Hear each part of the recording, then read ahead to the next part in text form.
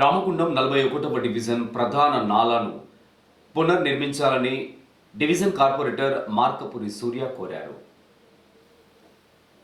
ఈ మేరకు నగర మేయర్ మాంకాల స్వామికి వినతి పత్రం కూడా సమర్పించారు. 41వ డివిజన్ పరిధిలోని ప్రధాన నాలా దాదాపుగా 1.5 కిలోమీటర్ల పొడవు ఉంటుందని, ఇండ్ల మధ్యలో నుండి ఈ నాలా ప్రవహించడం వల్ల ఇది జామైనప్పుడల్లా సమీప ప్రజలు దుర్వాసనతో తీవ్ర ఇబ్బందులకు గురవుతున్నారని సూర్య తెలిపారు.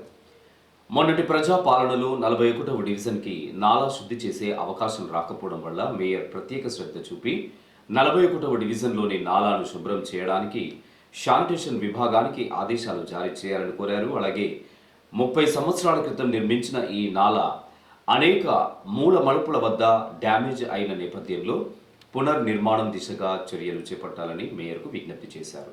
డివిజన్లోని ఖాళీ స్థలంలో కమ్యూనిటీ హాల్ నిర్మాణానికి చర్యలు చేపట్టాలని కోరారు.